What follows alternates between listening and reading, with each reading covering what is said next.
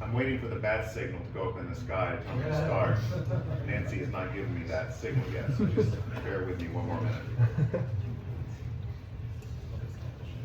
You ready, Nancy? It's all yours. Okay. Yeah. Hi, everybody, and welcome. My name is George Smart with USModernist, and it's my honor today to moderate today's panel about the architect Myron Goldfinger, who passed away this summer. First, however, I want to answer the question that many of you have wondered about on your way here. Myron Goldfinger is not connected to the James Bond movie with the same name. However, the movie Goldfinger does have a connection to another modernist architect, Hungarian Erno Goldfinger, no relation. James Bond's creator, author Ian Fleming, was so mad at Erno for bulldozing Victorian classical homes to put up modernist houses, so he named the movie's villain Goldfinger. Erno sued Ian Fleming, and they settled out of court. Ian Fleming got to keep the Goldfinger name in the book, Erno got paid off, and Fleming later threatened to rename the book Goldprick. Our Myron Goldfinger grew up in Atlantic City before the casinos came. He was inspired by the houses in the Marvin Gardens neighborhood and went on to graduate from the University of Pennsylvania in 1955, studying under Louis Kahn. He served in the Army and went on a walkabout he served in the Army and in 1957 moved to New York, where his neighbor was actress Veronica Lake. When he went on a walkabout to Europe in 1958, architect Richard Meyer subleased his apartment, destroyed 2 lamps, and never paid him back. Myron worked for Skidmore, Owings & Merrill, which he hated because it was such a large corporate office. Philip Johnson in the Seagram building, which he loved, plus he taught at Pratt for 11 years. In 1966, he went on his own, married designer June Makovic, and together they did remodels around New York out of an IMK apartment in Kips Bay Towers. Myron was the author of 4 books, all of which you can download at usmodernist.org. And we also have some copies to give away to you at the back you can take with you. My first encounter with Myron's work was in a magazine, and my first impression was, wow, who is this guy? That led to a phone call with a skeptical Myron and June, wondering why this dude from North Carolina was so interested in their wildly geometric houses. A few weeks later, together we documented all of Myron's residential work, but it was not until this past summer that I got to meet him and June at their amazing house in Wacabuck, a house like no other house in the world. The experience of meeting Myron was just like a magazine, just wow.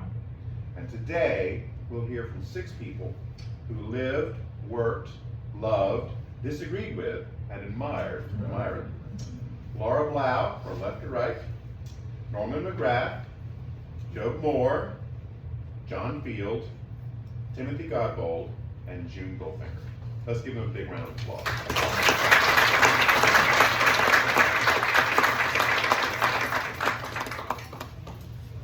Laura Blau in 1971, get your microphone ready there.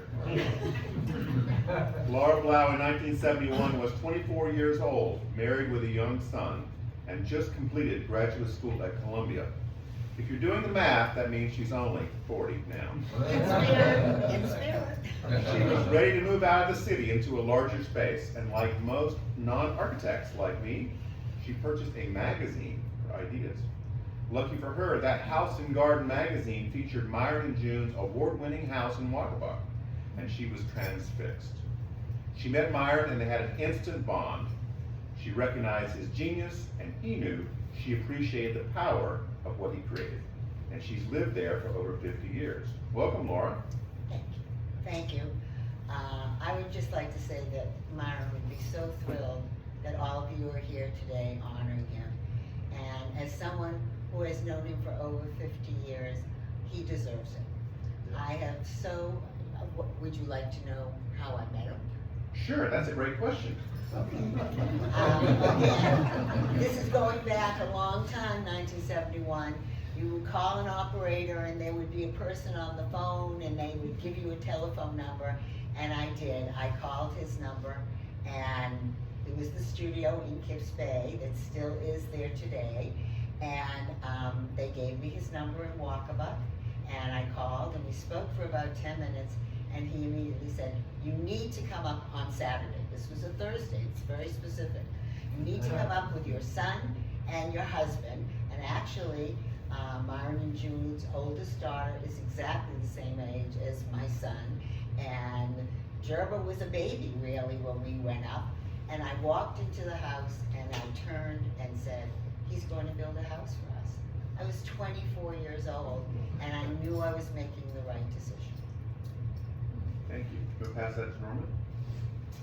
Photographer Norman McGrath is the son of Australian architect Raymond McGrath.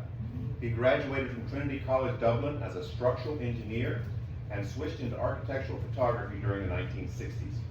Ever since, he's been one of the most widely published architecture photographers, with over 60 magazine and book covers. Acclaimed by the AIA, Cooper Union, and Yale, among many others, his book, Photographing Buildings Inside and Out, sold over 47,000 copies and is still used instructively. Norman taught photography at ICP, the Palm Beach Photo Workshops, and the Maine Photographic Workshops, and his archive was purchased by the Library of Congress in 2013. As you can tell, Norman is a young man with a bright future, and he remains very active.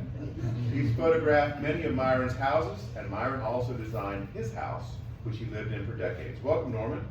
Thank you, and welcome everybody. It's great to see such a great crowd here, considering the weather, and it's a tribute to Myron and to the Historical Society, George Smart that you're all here.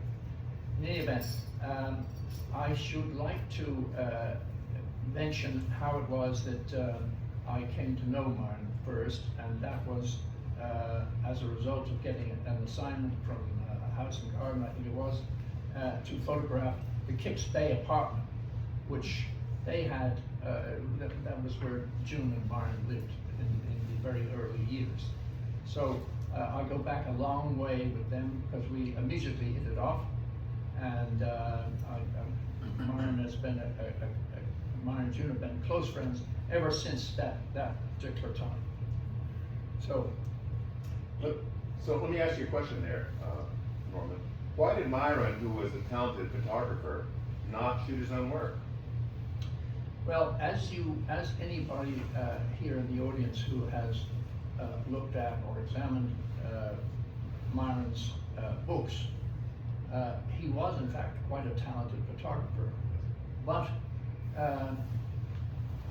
architectural photography is a very specific area of photography, and requires not only photographic expertise but having the right equipment.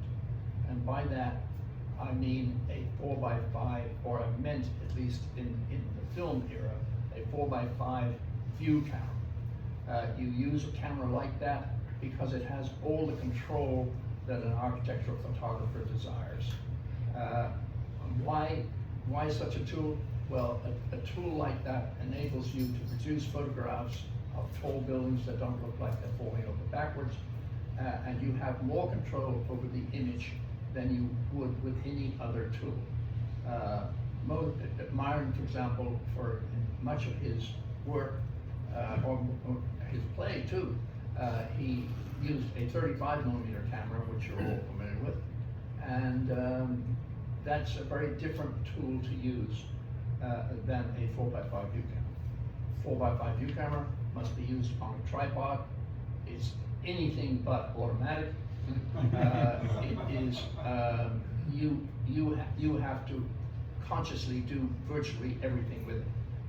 Combined with the fact that the image is upside down, that gives you a little bit of a feel for the challenge of architectural photography. Architectural photography, in particular, is everybody has their own views about how a building should look. If it doesn't look right, then it's probably not a very good photograph. Thank you, Norman. Our next panelist is Joe Moore, principal of his own architecture firm in Greenwich, with designs winning over 60 national, regional, and state awards. He is an adjunct professor at Barnard Columbia and teaches graduate studios at Yale, with a research interest in aesthetics, landscape, history, and culture. And like rock stars getting their face on the cover of the Rolling Stone, his house was on the cover of Architectural Records 2023 Record Houses, a rare honor. Welcome, Joe. Thank you. I don't know if this is working. Can you all hear me without this? Yes. Okay, great. Good. Joe, we're recording this, Joe. Oh, That's why we're doing it. Okay, sorry about that. Thank you for the invite. So my first encounter with Myron Goldfinger is really not about his family, his life. It's really about his work. I grew up in Waukesha. I grew up on a road called Perch Bay Road along the lake, which is adjacent and abutted to Terryville Road. So I would go on these walkabouts as a 12, 13, 14-year-old, and I would encounter these shocking, primitive, geometric, very elegant and simple, but provocative kinds of ideas about a home. And I was struck by this as a young man, a young person. And it led me to, even at that young age, start thinking about design and architecture. If I don't put it up close. And those encounters really has been now a lifelong journey into this idea of architecture in the expanded field between landscape, art, and architecture. And I think Myron's work was a major contributor to that kind of discovery in that process, which is learning through experience, going out into the world, discovering new ways about thinking about living, new ways of understanding a home, a place, a dwelling. And for that I thank him and June where she's. Pass that, Joe. John Field is an architect in New York City whose firm Building Studio Architects serves a wide range of clients. In the early 80s, he answered a classified ad, you might remember those, looking for an internship, and Myron became his mentor. After completing school, John rejoined Myron in Soho, working through the 90s. Always valuing the experience and many lessons learned, he was often the yin to Myron's yang. John continued collaborating with Myron as a colleague and served as a board member of Covecastles, while his own practice developed over the ensuing decades. Welcome, John. Hi. Experience is a good way to start this, because my experience in architecture was with Myron. He taught me what architecture was. I wasn't a student when I applied for an internship. I was actually a Columbia dropout. And working with him in his office became the inspiration for me to go to architecture school and to continue my path in the profession. So for that, I thank him. So, John, how did Myron see the work of other modernist architects? Myron is fantastic about his view of others, and other architects especially. There was a cadre of modernists, including some of the New York Five, who he knew quite well. Richard Meyer, for example. I had heard the story, it was about a linen suit, not lamps.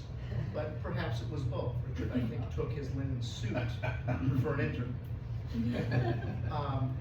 Be that as it may, Myron thought, some thought Myron was stuck in time with his perfect geometries.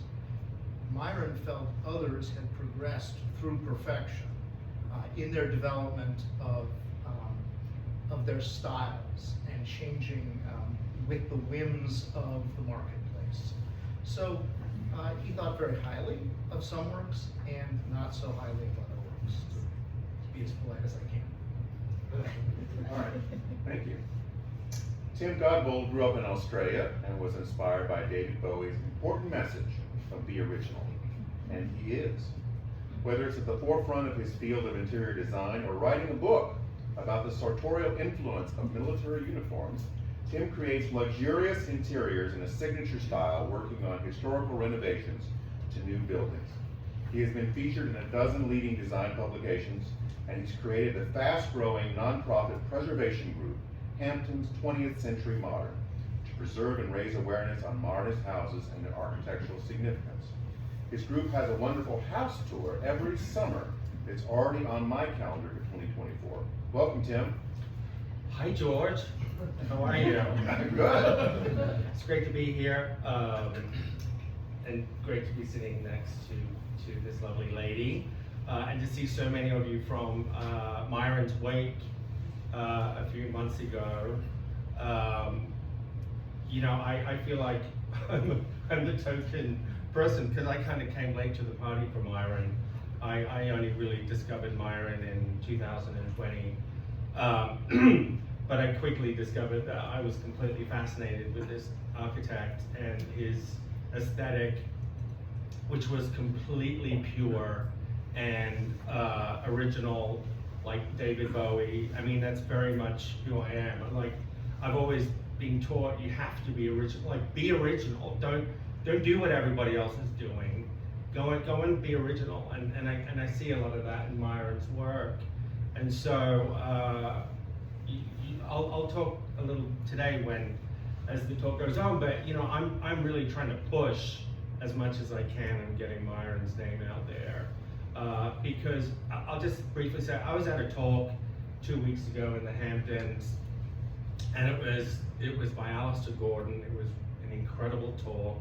It was about Pierre Chareau, who, I don't know if you know, built the Motherwell House out in the Hamptons and is buried, I know you know, and is buried out in the Bouvier plot. I mean, there's this incredible history of modernist architecture in the Hamptons. But, you know, I was sitting in a room full of people, and I was the youngest person there, and I'm 55. So, like, it's really important. I mean, we all love it. There's some young people here today, which is great, but for me, it's really about getting the next generation of people to discover the work of Myron's and other important architects from the 20th century before they all get, you know, torn down. And so I'm doing whatever I can to get the word out there, because it's really important. And a lot of young architects, I mean, I had a conversation with Paul Goldberger 2 weeks ago, and he's like, they're not interested. You know, the young architects aren't really interested in what happened 50 years ago or 60 years ago. So it's like, how can we get these people interested? And a lot of that comes from social media. And that's sort of what I've been pummeling, you know, our site with is images of Myron's work. Because the minute they see it, they're all like, this is incredible. Wow, who's this person? So that's all I've got to say. Thank you, Tim. Thank you. June Goldfinger grew up the daughter of a gallery owner and a shipping owner who encouraged the full expression of her considerable artistic skills. With that encouragement, June led her own atelier for decades, designing and manufacturing product lines in 17 countries. Her most enthusiastic patron was Myron, followed by Ralph Lauren, Martha Stewart, and Heather Previn. June and Myron trusted each other's talents explicitly. She designed the interiors for most of Myron's houses, and Myron never saw those designs until they were installed, upon which he was her most approving fan. She was the producer behind their published work, including 4 books and multiple magazine features that you'll see in the exhibition. Her parents were also clients, commissioning Myron and June to create their house on the beach in Sands Point. In his own words, from the book Myron Goldfinger, Architect, June has been my best critic and supporter through the years and complimented my architecture with her superb taste and creative spirit. Welcome, June. Hello, George. Number one, I'd like to thank, and I think everybody knows who they are, who have been so supportive of Myron over the years, and he's not here to thank you himself, so I will. And that's really important, because everybody comes with a very special kind contribution to Myron's legacy. And I could not be, and our two daughters here in German could not be more appreciative in every way. So big, big thank you. You know, that's really the message. Okay. Tell us how the two of you meet, June. Was it like the 1940 movie, The Philadelphia Story, where you are Katharine Hepburn engaged to another man, and then suddenly Cary Grant comes on the scene? Actually, yes.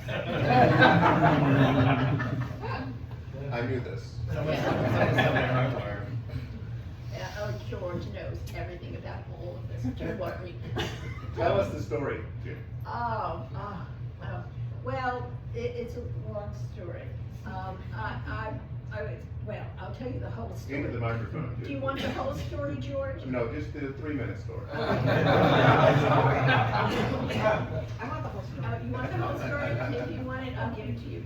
I was supposed to be with so-and-so the Ford next to the DuPonts to have a nice little horse farm. And I knew of Myron's work, and then I met him through artsy friends, and that was it. It was like, you're mine, no question about it. And so 58 years later, we're all here talking about him, which is, you know, so divine. That's lovely, thank you. All right, let's go back to Laura. To the front here. Laura, Myron was not just your architect. He did a lot of other things on the project as well. What were those? Myron was the complete architect. That meant inside and outside. Being the 4th house he ever built, I had the luxury of having him as my general contractor, which I think is a very unique thing. And when he would come and examine the work being done, everyone thought it would be very simple because it was a small, simple home. But there are no baseboards. There's nothing to hide any mistakes. So Myron would come in and he'd be measuring things and making sure that everything was perfect. As well as the inside, from the inception, when he saw the rocks, where he decided how we would place the house, because Myron definitely was a man who understood nature. And it was a very important part of his design. And while they were simultaneously building the house, he had people creating, because actually my house is built on an old Wells Fargo trail, and I'm in the middle of rocks, between rocks and the side of a mountain, and George was there this morning and he can attest to this. We did not need to use any dynamite, and you hear that all the time when they have to do that. We did not. He designed the house so it would sit facing the rocks and be nestled into the mountain, which is why even when there is a bad storm or we've had some slight earthquakes, I sleep through them because I don't even feel the house moving. That's how strong this house is. He created the most, from walls that were on the property, so I didn't have to buy all the stones. He had these 2 young boys build all of these pathways and terraces that are natural out there. So he was an inside-outside man, and that, of course, is, in my opinion, the best of an architect, because he knew, and Norman, incidentally, was there documenting the house almost from the time that they put a shovel down. So I was very blessed to have Myron not only as the designer of my home, but actually as the person who made it. It was built in a way that it wouldn't have been built if he hadn't been in charge. So I'm very grateful. Thank you. Norman, you've worked with so many architects. Of all the architects you could have chosen, why did you choose Myron to design your house? That's a very interesting question, because some architects, when they design houses for themselves, want these houses to be, to incorporate all the ideas which would appeal to potential clients. But I think Myron had a somewhat different idea when he built his own house. And it really followed the dictates of his creative genius that it took the shape that it did.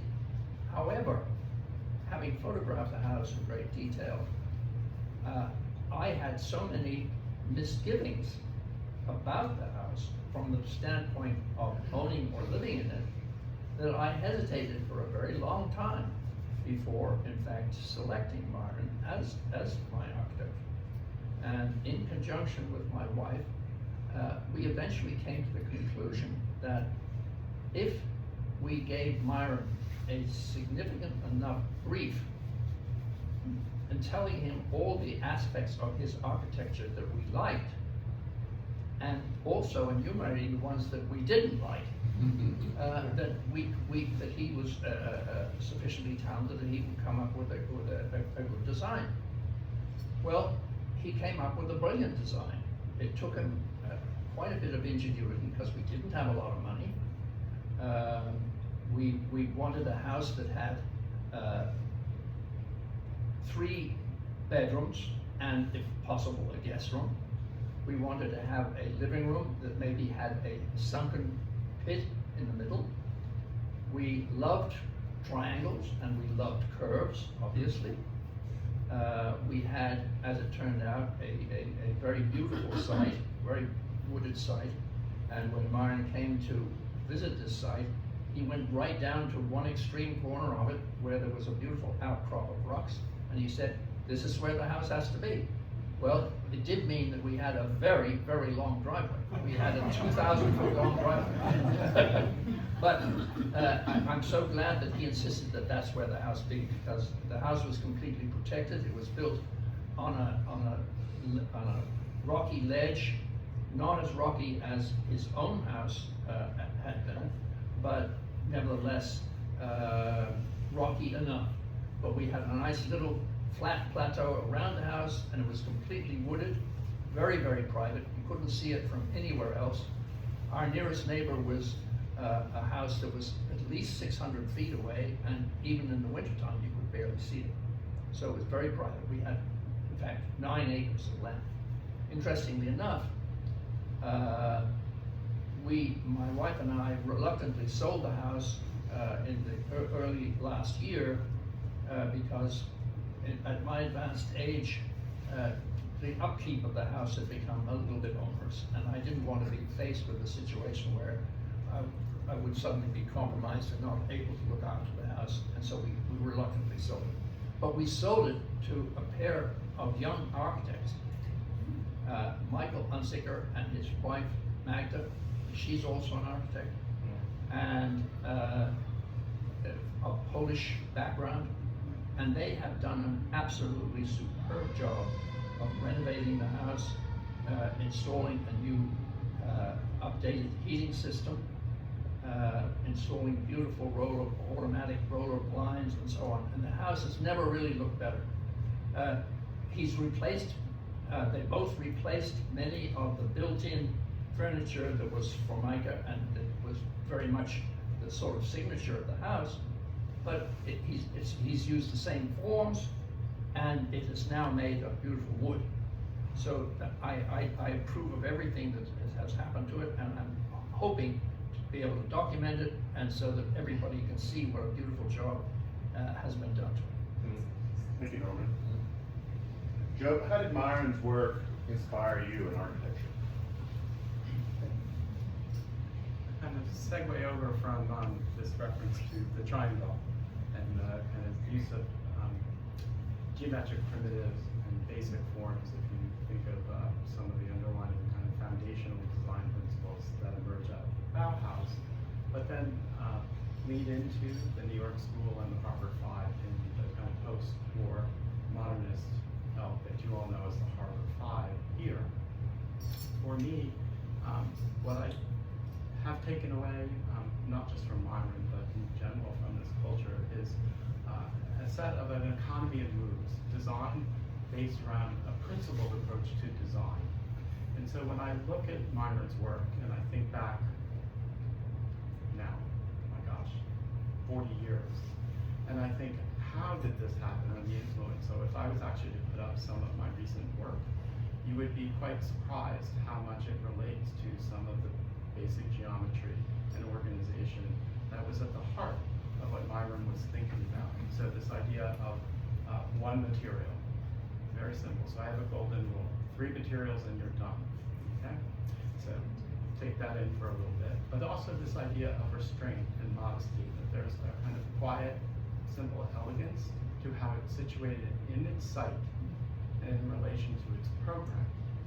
So the other important principle that emerges from Myron's work, when you read about his work and his thinking, you begin to understand his commitment and his awareness of these Mediterranean villages and cities where it was not just about the individual house or unit, but this idea that there was this communal housing, this communal living in which you could read the form of the entire village.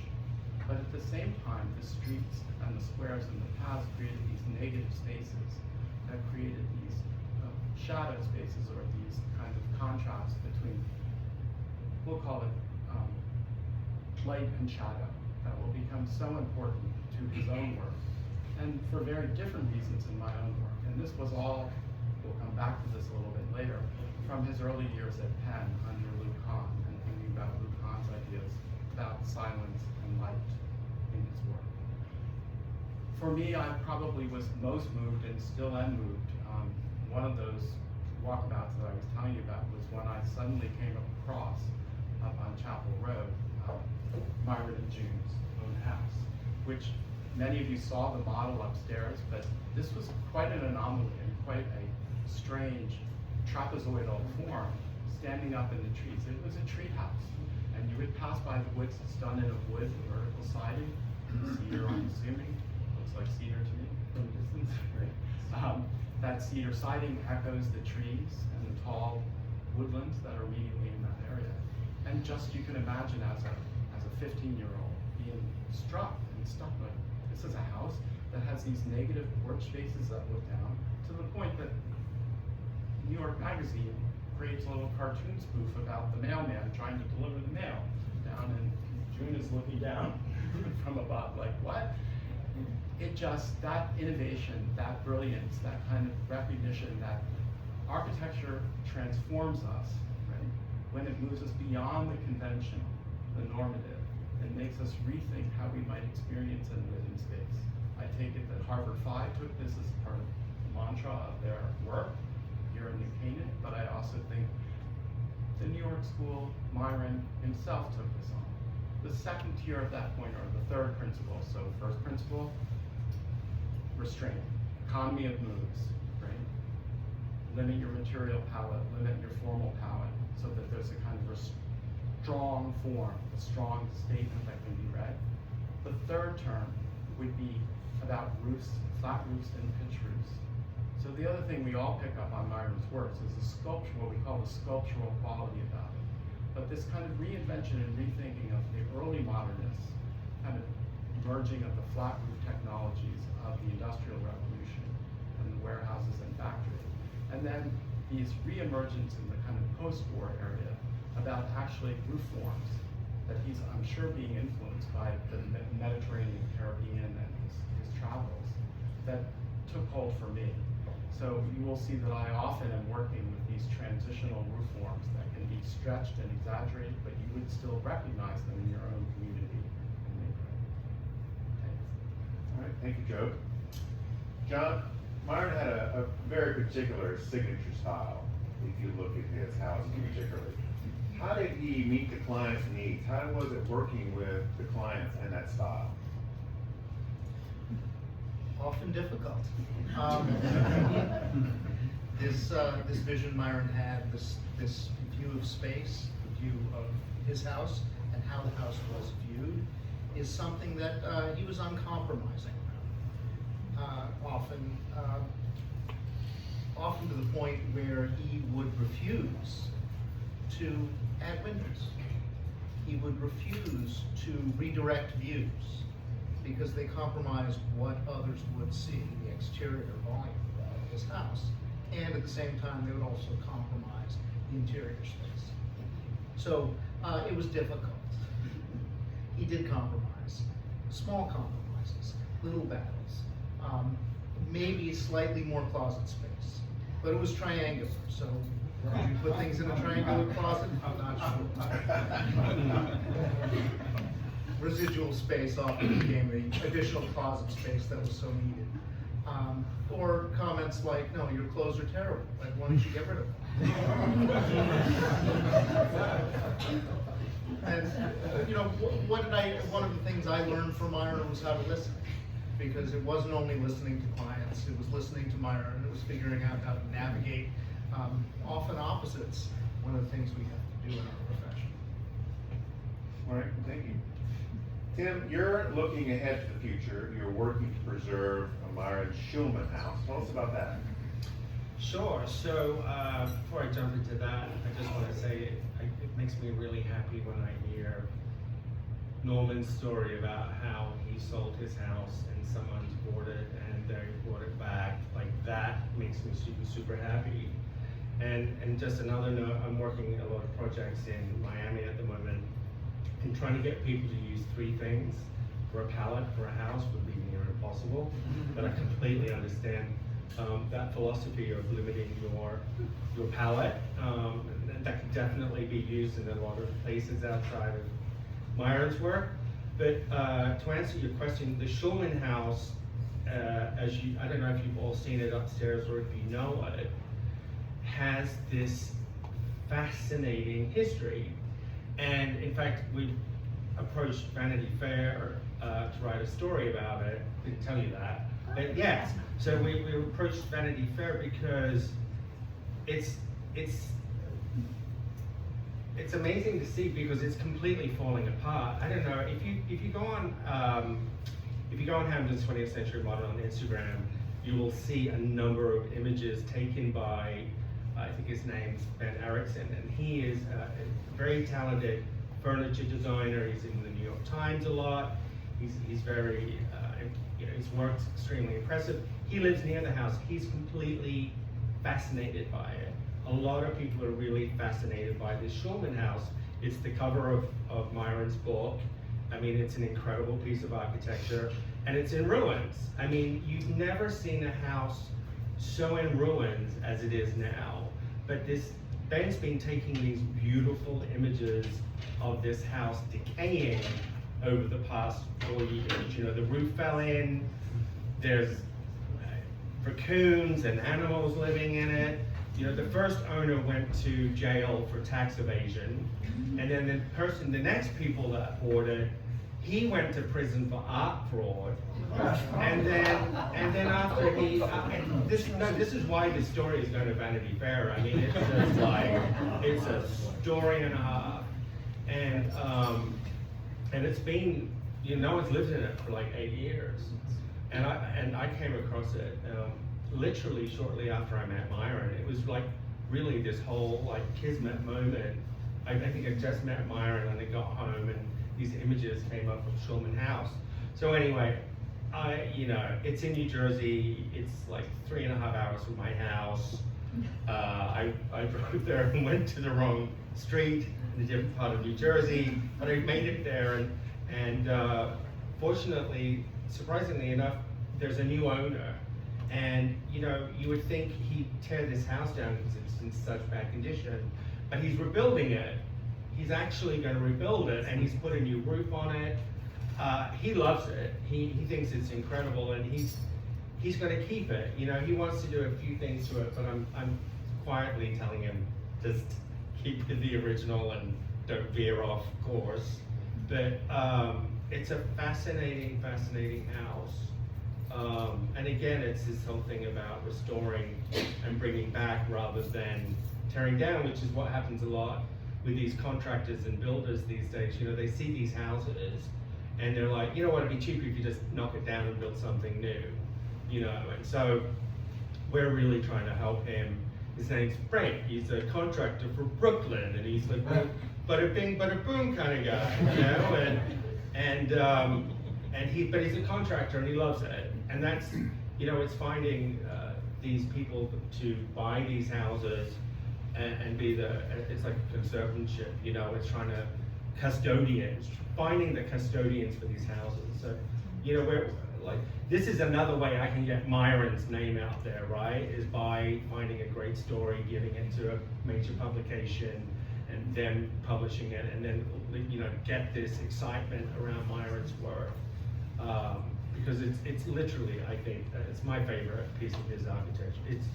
You can see it, you can go there, you know, and I mean, it's an incredible piece of architecture. So, yeah, thanks, George. All right. June, when Myron designed a house, how did you then interpret that to do the interiors? Myron's interiors, I saw the plans and then planned what I was going to do. And to resonate with them, you couldn't be iffy, you couldn't be weak, you had to be strong. You had to have objects and a landscape for living that resonated with the architecture, and be very respectful of it, but also stand up to it.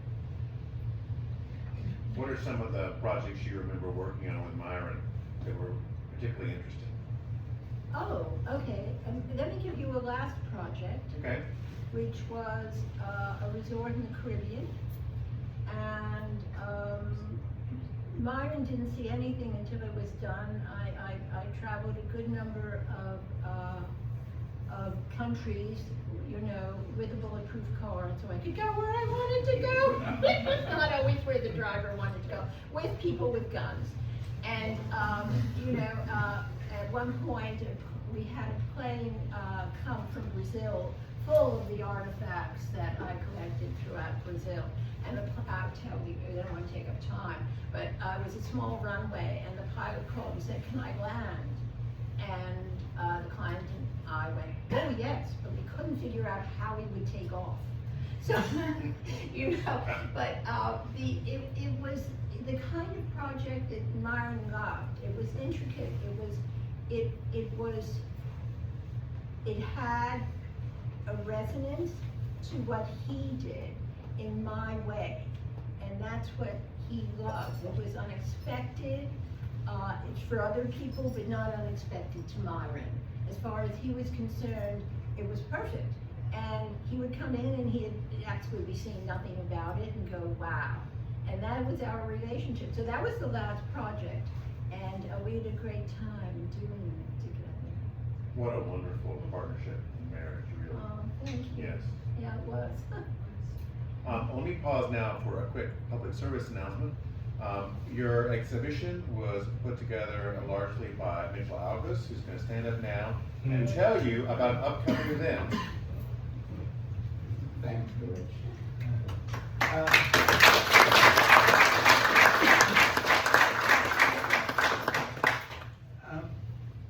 I discovered Myron's houses because during the pandemic, my wife, Diane here, who has helped us do all this, along with this man over here, Carlos Castillo, who made the volumetric models upstairs and was of incredible help in mounting the photographs, mounting the drawings, and just making those incredible volumetric models from photographs, no plans.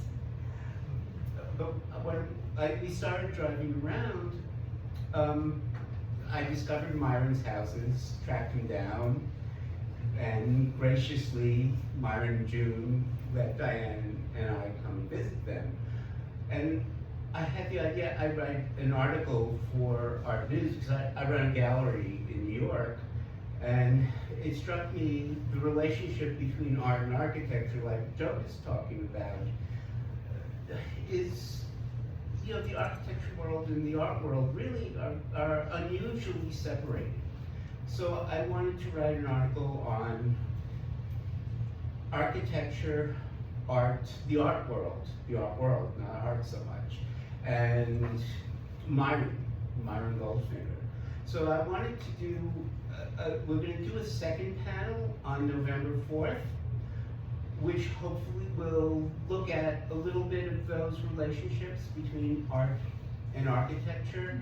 And a friend of mine, the writer Bob Nickus, who's been writing for decades about the art world, who is wonderfully opinionated, who's brilliant and can say great things about things that he's just discovering for himself. So Bob Nickus and I will moderate the panel, and we also asked Randy Kennedy, who will be here. And Randy Kennedy has written for the New York Times for a couple of decades. He's a novelist, and he also runs the publications and books division of Hauser and Wirth, the Mega Gallery in New York. So Randy will be here, and also Mark Markowitz is sitting right here and is in the process of doing a new building for the New Canaan Historical Society. He'll represent the architect on our panel, or the architectural perspective. So that will be on a Saturday, November 4th. So thanks. Thank you, Mitchell. Thank you very much. Well, at this point, we like to engage with you and find out what questions or comments you have of our panelists. Who would like to play Stump the Panel?